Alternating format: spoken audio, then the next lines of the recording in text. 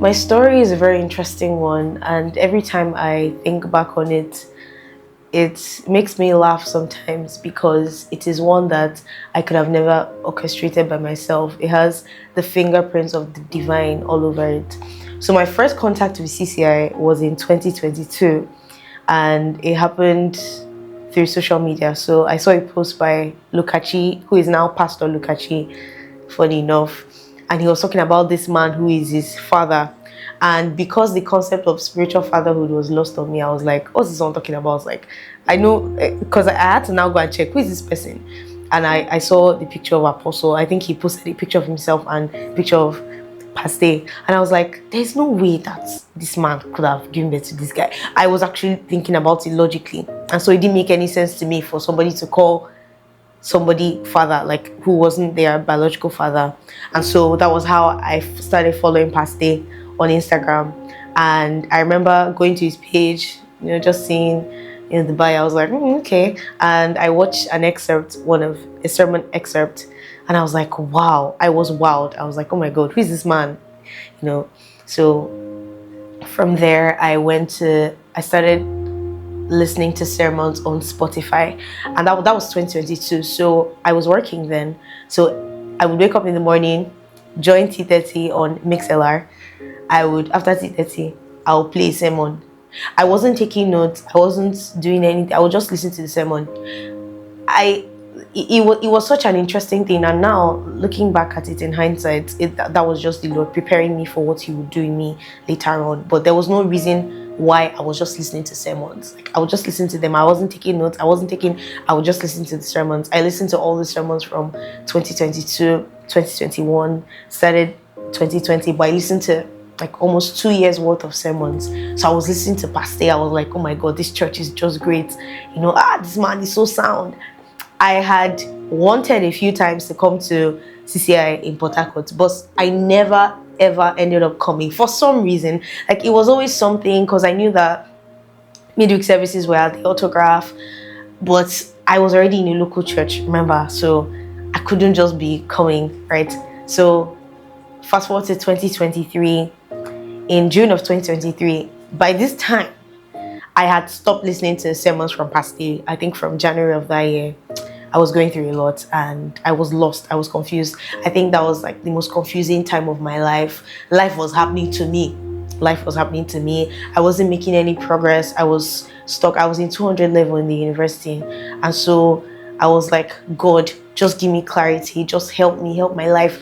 I even tried to start going to church. It was a bad year. Like from January, February, March, April, I wasn't praying. I wasn't reading my Bible. I stopped listening to sermons. I was going to church, but I wasn't really, I wasn't growing.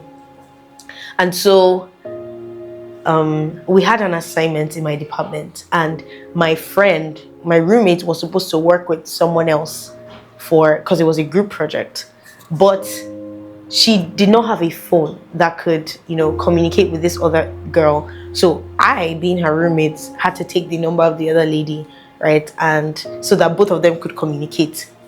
And so I took her number, and a few days after, she posted a flyer, campus vision.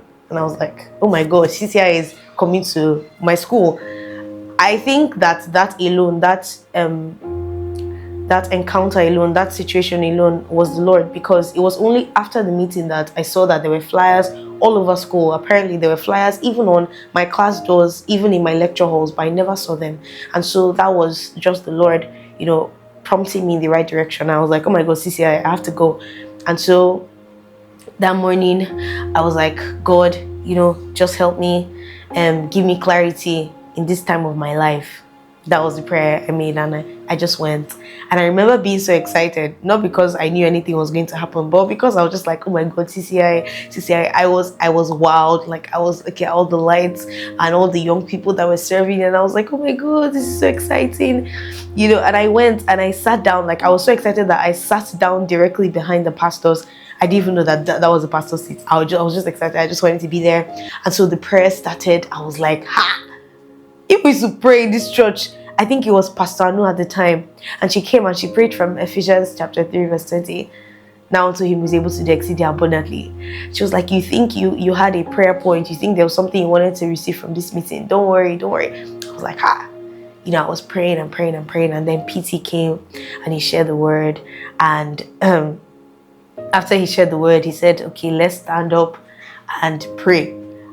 I was like, okay, you mean pray as per we should close, or like, no, he meant pray as per pray. So we got up, and as I stood up, I fell under the power. And that was the first time that has ever happened to me, because I was a skeptic. In fact, I never believed that, why are you falling down? Why are you rolling up and down? Why are you rolling on the floor? What's going on? But I think I was the first person.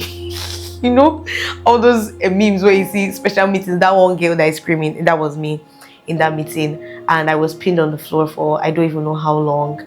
And then PT made an altar call for two sets of people. One, people that had a bad dream recently, and the other set for people that, in his words, feel fire all over your body. And I came out because of the latter category, and he laid hands on me and he said the power of God comes upon you strong. And that was the day my life changed. I think that everything leading up to that moment was the Lord.